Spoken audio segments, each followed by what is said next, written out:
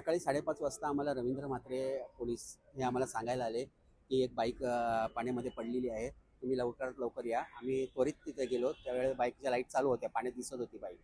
लाईटच्या साईडने आम्ही उडून तेव्हा एकाला काढण्यात आलेलं आहे यश. आम्हाला दुसरा काढण्यासाठी आम्ही प्रयत्न करत होतो, पण तर काही आम्हाला हाताला लागलंच नाही. तोपर्यंत आम्ही बाईक काढली उड्या मारून.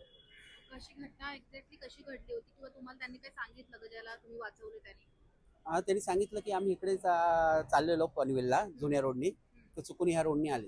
अच्छा, या रोडने आहे.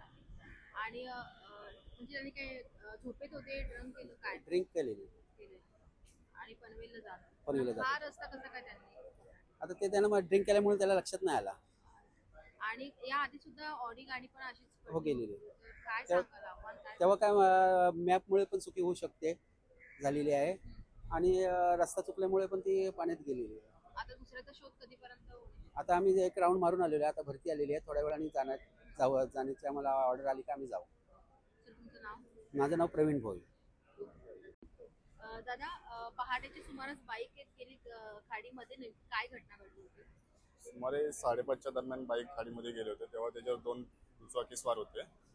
एकाला वाचवण्यामध्ये यश आलेलं आहे. सारे पोलिसांचा स्टाफ होता, आम्ही होतो. त्यांच्या मदतीने आम्ही वाचवलं. दुसऱ्याचा शोध मोहीम चालू आहे. बेपत्ता आहे. कधी घटना झाली? सकाळी 5:30च्या दरम्यान.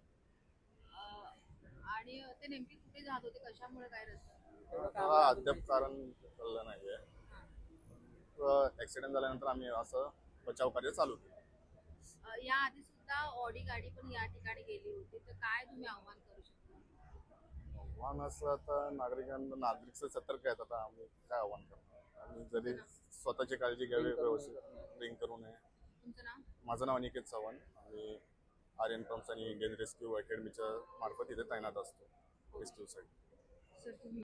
आज सकाळी पहाटे 5:30 वाजण्याच्या सुमारास बेलापूरची जी ध्रुवतारा जेट्टी आहे, ज्या ठिकाणी सागरी सुरक्षा शाखेचं ऑफिस आहे, त्या जेट्टीच्या ठिकाणी आपण रस्ता बंद केलेला आहे. त्या अनुषंगाने आपण तिथे फलकही लावलेले आहेत. तरी देखील अनावधानाने म्हणा किंवा आणखीन काही, पण एक दुर्दैवाने एक दुचाकी स्वार त्या ठिकाणी गेला आणि त्याची गाडी ही खाडीमध्ये पडली होती. आणि त्या दुचाकीवरती 2 व्यक्ती होत्या. त्यापैकी एका व्यक्तीला तिथे असणारे जे आपले इंडियन रेस्क्यू फोर्सचे जे कर्मचारी आहेत त्यांनी, आणि सागरी सुरक्षा शाखेचे जे कर्मचारी आहेत नवी मुंबईचे, त्यांनी इमिजिएटली त्या मागे जे बसलेली व्यक्ती होती, त्याचं नाव आहे श्रेयस अशोक जोंग, याला खाडीमधून इमिजिएटली रेस्क्यू केलेलं होतं. त्यामुळे त्याचे प्राण वाचवण्यात यश आलेलं आहे आपल्याला. पण दुर्दैवाने जी गाडी चालवणारी व्यक्ती होती, त्याचं नाव आहे अथर्व विजयराव शेळके, वय वर्ष 23 वर्ष.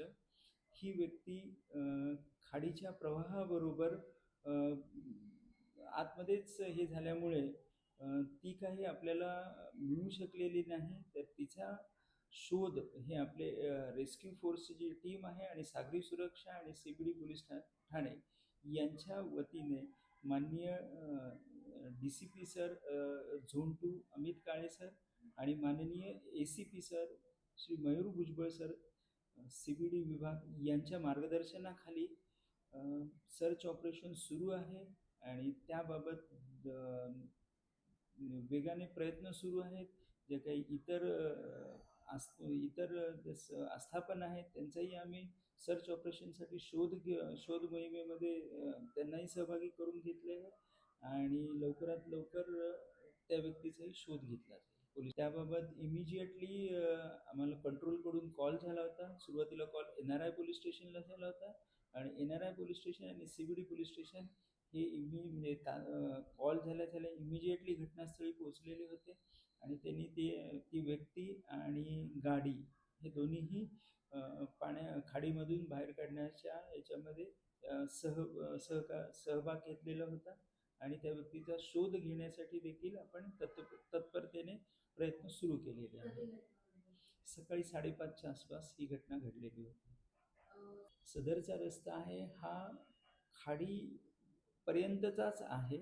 त्यामुळे लोकांना आम्ही आवाहन करतोय की आपण जो मुख्य रस्ता आहे, जो महामार्ग आहे, त्याच रस्त्याचा अवलंब करा की जेणेकरून अशा प्रकारची दुर्दैवी घटना पुढे घडणार नाही. त्या ठिकाणी रस्ता बंद आहे असे आपण दिशादर्शक हे मान्य DCP सरांच्या सूचनेप्रमाणे मागील घटना घडल्यानंतर तात्काळ लावलेले बॅरिकेड्स लावलेले आहेत. परंतु दुर्दैवाने त्या गोष्टीकडे काही वेळेला दुर्लक्ष केलं जातं आणि अशा प्रकारची घटना घडते. अशा प्रकारची घटना घडू नये यासाठी देखील आम्ही देखील आणखीन यासाठी प्रयत्न करणार आहोत. बॅरिकेड्सची देखील संख्या वाढवून जेणेकरून अशा प्रकारची घटना पुढे घडू नये यासाठी प्रयत्न करणार आहोत.